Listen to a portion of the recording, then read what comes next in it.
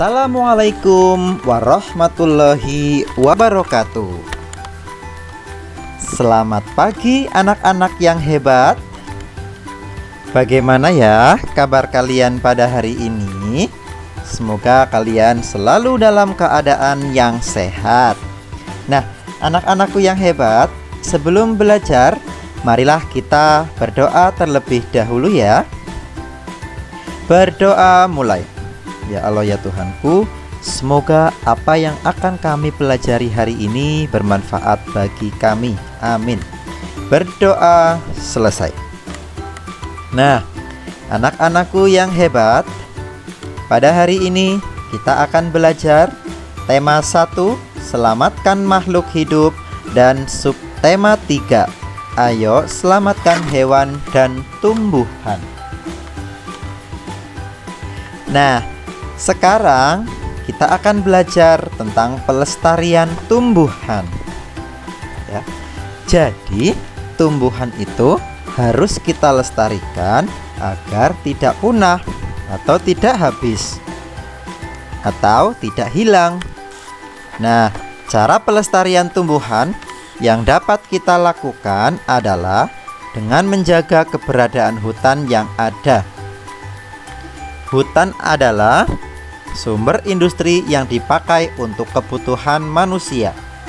Misalnya, untuk perabot rumah tangga, untuk perumahan, dan yang lain sebagainya. Manusia harus melestarikan tumbuhan dan hewan dikarenakan untuk mengurangi tingkat kepunahan pada hewan, tumbuhan yang perkembangbiakannya lambat. Selain itu, pentingnya menjaga kelestarian tumbuhan dan hewan ialah untuk menjaga keseimbangan ekosistem sesama makhluk hidup dan lingkungannya. Ya. Nah, berikut ini adalah beberapa contoh jenis hewan dan jenis tumbuhan yang hampir punah. Nah, ada bunga Padma raksasa atau Rafflesia arnoldi. Tumbuhan langka di Indonesia yang berada di peringkat pertama daftar tumbuhan yang terancam punah yaitu bunga Padma raksasa atau bunga Rafflesia. Tumbuhan ini mengeluarkan bau busuk yang sangat menyengat sehingga tak heran bila sering disebut sebagai bunga bangkai. Bunga ini terkenal di dunia karena memiliki ukurannya yang besar dengan diameter 1 meter dan berat mencapai 10 kg. Nah ya. Yang kedua ada tumbuhan Edelweiss Jawa atau Anaphalis javanica. Tumbuhan berikutnya yang termasuk kategori tumbuhan langka di Indonesia adalah Edelweiss Jawa atau bunga senduro. Habitat bunga ini di sekitar pegunungan di wilayah Jawa yang biasanya tumbuh berkembang setelah terjadinya erupsi. Populasi bunga ini semakin kritis akibat ulah tangan jahil para pendaki gunung yang memetik dan menjadikannya sebagai hadiah. Saat ini, bunga ini hanya tersisa di wilayah Gunung Papandayan, Gunung Gede, Gunung Pangrango, dan Gunung Rinjani. Nah, itu ya. Yang selanjutnya adalah kantong semar. Ya, bentuknya yang seperti kantong sehingga dinamakan kantong semar. Kantong semar merupakan tumbuhan karnivora ya, pemakan hewan ya, yang banyak tumbuh liar di hutan Kalimantan. Kantong semar juga merupakan tanaman yang mulai langka keberadaannya. Di Kalimantan sendiri, hingga saat ini terdapat 31 jenis Nepenthes atau kantong semar yang ditemukan pertama kali oleh J.P. Breine pada tahun 1689. Di Indonesia sendiri sebutan untuk tumbuhan ini berbeda antara satu tempat dan tempat lainnya. Hingga saat ini terdapat 103 jenis kantong semar yang sudah dipublikasikan. Kantong semar masuk dalam kategori karnivora karena ia memakan serangga melalui ujung kantongnya. Tanaman yang dikenal juga sebagai tanaman karnivora karena sifatnya yang aktif dan dilengkapi dengan berbagai perangkap yang dimilikinya ya. Jadi tumbuhan ini memakan hewan-hewan kecil Selanjutnya adalah damar atau Agathis damara. Kayu damar ya, memiliki nama latin Agathis damara. Pohon damar atau disebut juga dengan damar raja merupakan salah satu pohon asli Indonesia yang berasal dari Papua dan tersebar di daerah Papua dan Nusa Tenggara. Ciri-ciri pohon ini diantaranya batang berbentuk silindris atau silinder dengan diameternya mencapai 1,5 meter, ya besar sekali, serta memiliki tinggi hingga 60 meter.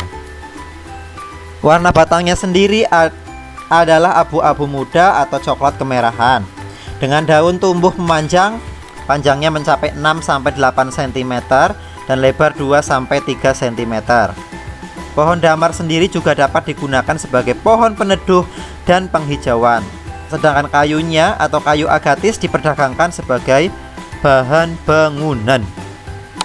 Ya. Yang selanjutnya adalah kayu cendana atau Santalum album. Cendana atau nama latinnya Santalum album dapat ditemukan di Nusa Tenggara Timur, NTT, terutama di Pulau Sumba. Cendana sendiri merupakan salah satu pohon yang kaya manfaat. Bau harum yang dikeluarkan pohon cendana membuatnya dapat diolah sebagai wangi-wangian atau aromaterapi dan parfum. Kayunya dapat digunakan untuk membuat rempah-rempah, dupa hingga sangkur keris. Ia juga bermanfaat sebagai bahan obat herbal.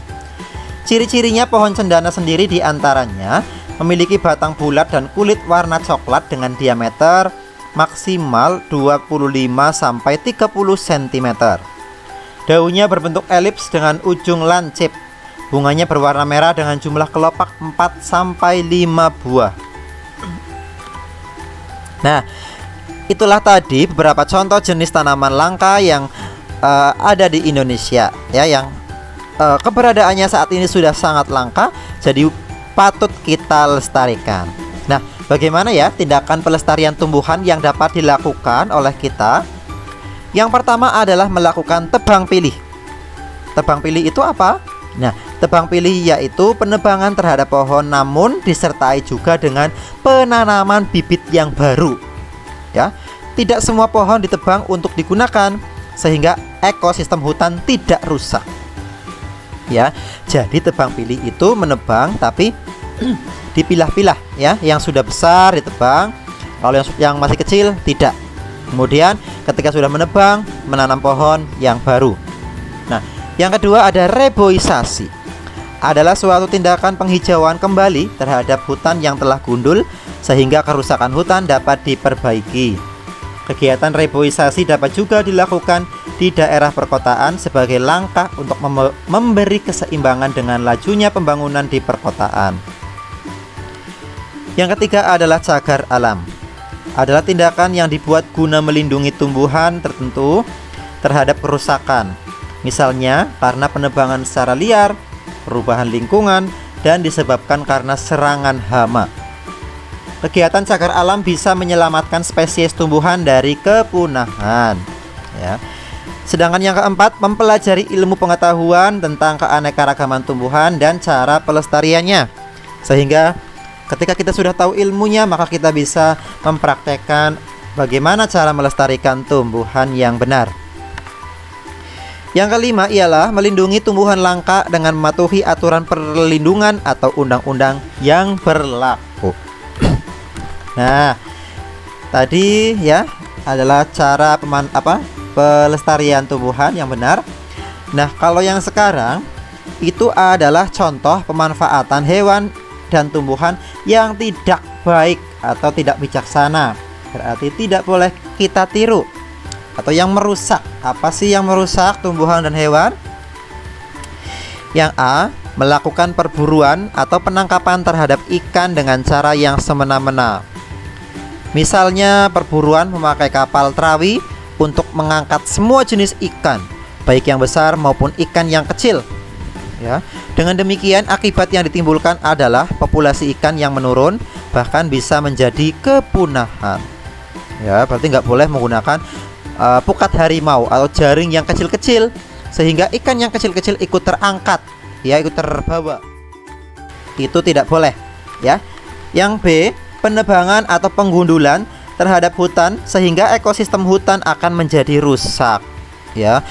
Akibat yang akan ditimbulkan dari hal tersebut adalah berkurangnya jumlah spesies hewan yang berada di dalam hutan tersebut. Ini nggak boleh juga, ya. Semuanya ditebang, digunduli, yang besar, yang kecil, ya.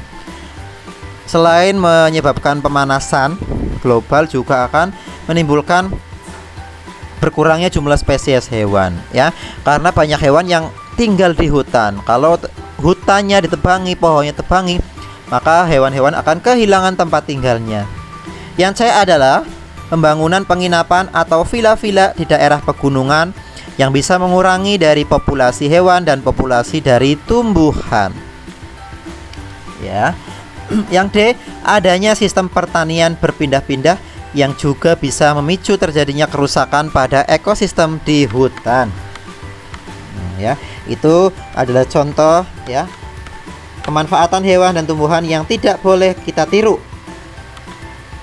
Nah, mengembangbiakan tumbuhan langka dengan kultur jaringan seperti tanaman anggrek sebagai upaya pelestarian tumbuhan agar terhindar dari kepunahan. Kultur jaringan itu apa, ya?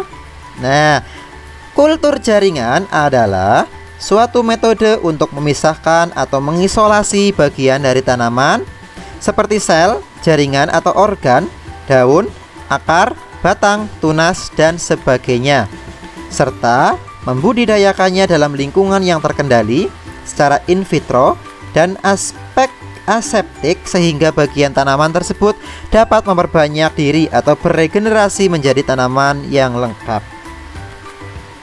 Nah, kegunaan kultur jaringan selain untuk memperbanyak bibit unggul, kegunaan kultur jaringan di bidang lainnya yaitu di bidang pemuliaan tanaman untuk meningkatkan keragaman genetik seperti induksi variasi somak klonal, induksi mutasi. Di bidang bioteknologi tanaman, teknik kultur jaringan sangat diperlukan untuk meregenerasikan sel tanaman yang telah direkayasa genetiknya menjadi tanaman transgenik.